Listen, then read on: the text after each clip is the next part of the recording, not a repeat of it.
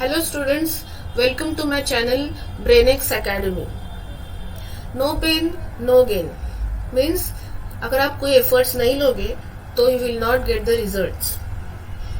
On this note and this quote, we will start our first chapter of economics, that is basic concepts in economics. Basically, there are two types of sciences, natural science and social science. What is natural science? It is a science whose laws are universally acceptable and validity can be tested in the laboratory under controlled conditions. For example, mathematics, physics and chemistry. ये तो आपको मालूम ही है, 2+2 4 रहता है mathematics में, so it is universally acceptable. Physics और chemistry ये दो ऐसे सब्जेक्ट है जिनके लॉज भी यूनिवर्सली एक्सेप्टेबल है. सो दीज थ्री साइंसेस और these three subjects are included in natural sciences. अभी next है social science. What is social science? It is also called as abstract or behavioral science as it is related to study of some or other aspect of human behavior. मतलब in simple words, social science में क्या होता है? Social science studies some or other aspect of human behavior. अब इसके examples हैं psychology and sociology. इन दो topics में भी, इन दो साइंसेस में भी हम ह्यूमन का स्टडी करते हैं.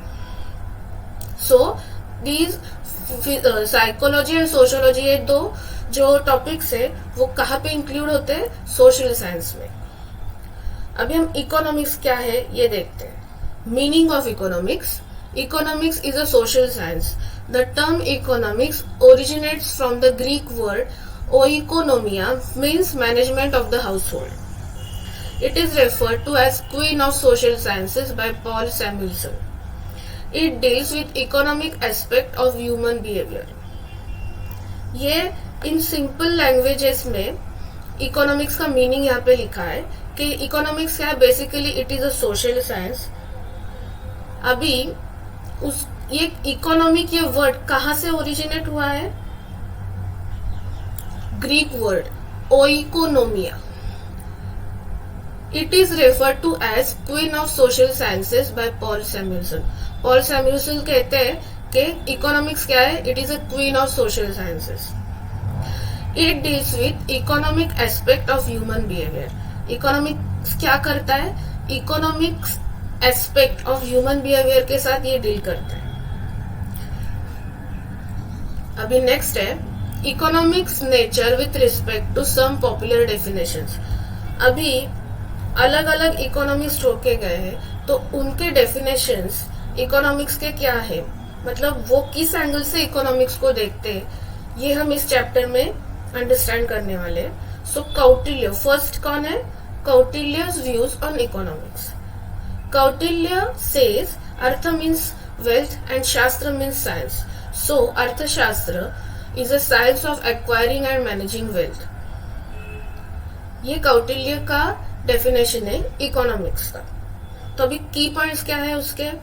क्रूशियल रोल ऑफ स्टेट और government, focus on creation of wealth as the means to ensure welfare of the state, need for efficient administrative machinery for good governance, compilation of political ideas into अर्थशास्त्र.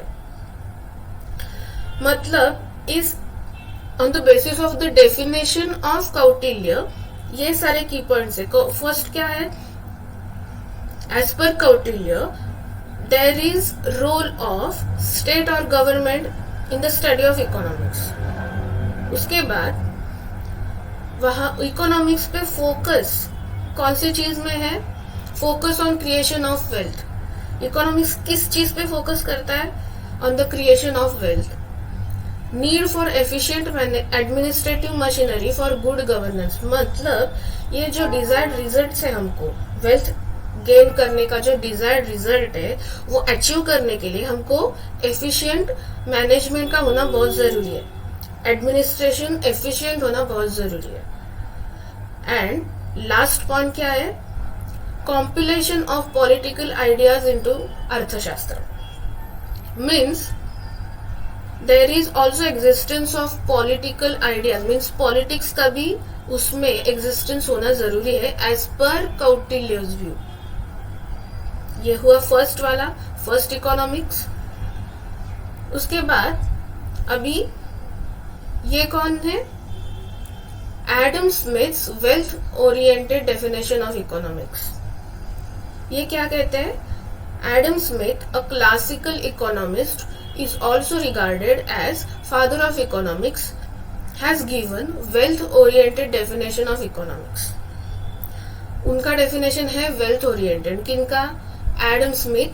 उनको और क्या बोलते हैं, classical economist, and he is also a father of economics.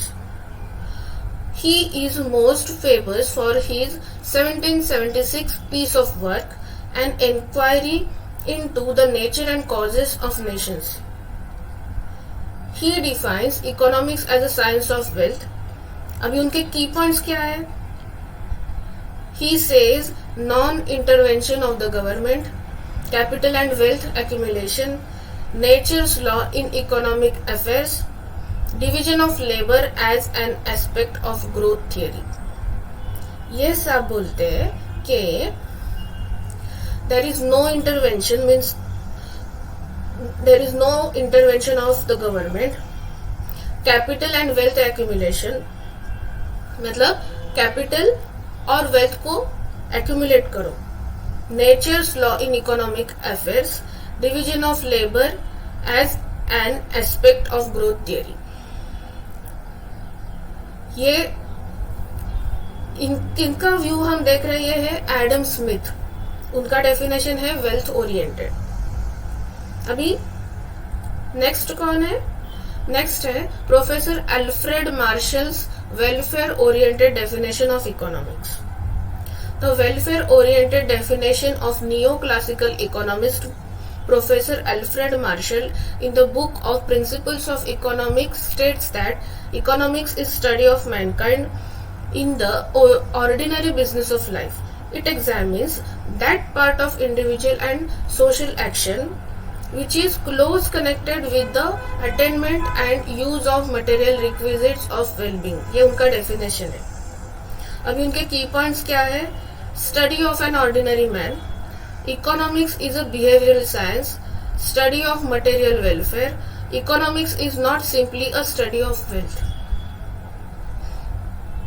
Mister professor Alfred Marshall क्या बोलते हैं कि study of ordinary man, economics क्या है, it is a simple study of ordinary man. Economics is a behavioural science, ये behavioural science है। उसके बाद it is a study of material welfare, and the last point is economics is not simply a study of wealth. ये सिर्फ wealth का study नहीं है, इसीलिए तो उनका डेफिनेशन कौन सा है, वेलफेयर ओरिएंटेड डेफिनेशन है। अभी Lionel Robins scarcity oriented definition, ये अभी अलग अलग इकोनॉमिस्ट के हम अलग अलग व्यूज देख रहे हैं, उनके अलग अलग डेफिनेशंस देख रहे हैं। तो अभी ये लायनल रॉबिन्स डेफिनेशन क्या कौन सा है, इनका है स्केरसिटी ओरिएंटेड डेफिनेशन। तो ये क्या बोलते हैं, Robbins in his book An Essay on the Nature and Significance of Economic Science published in 1932 states the scarcity oriented definition of economics, which is as follows. Economics is a science which studies human behavior as a relationship between ends and scarce means which have alternative uses.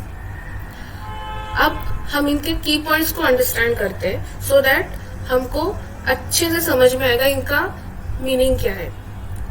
वो बोलते हैं wants are unlimited, मतलब हमारे जो wants है, हमारी जो desires है, these desires are unlimited. So second point क्या है, मीन्स आर कंपेरेटिवली लिमिटेड। ये बोलते हैं कि उनको सेटिस्फाई करने वाले जो मीन्स होते हैं वो कंपेरेटिवली लिमिटेड रहते हैं। Wants are gradable on the basis of priority. हम as a human priority decide करते हैं कि पहले हमको ये चाहिए, उसके बाद ये चाहिए, उसके बाद ये चाहिए, और अकॉर्डिंगली हम मैनेज करते हैं। Means have alternative uses. हमारे जो स्केर्स मीन्स रहते उनके यूजेस अल्टरनेटिव रहते. फॉर एग्जाम्पल हम पेंसिल लेंगे तो पेंसिल के हिसाब से पेंसिल के साथ हम राइट भी कर सकते हैं और we can draw a picture with the help of pencil. Pencil के साथ हम पिक्चर भी ड्रॉ कर सकते हैं और we can write with the help of pencil. So ये हो गए पेंसिल के अल्टरनेटिव यूजेस. मीन्स यहाँ पे मीन्स कौन है? पेंसिल है और उसके यूजेस क्या है? Writing and drawing a picture.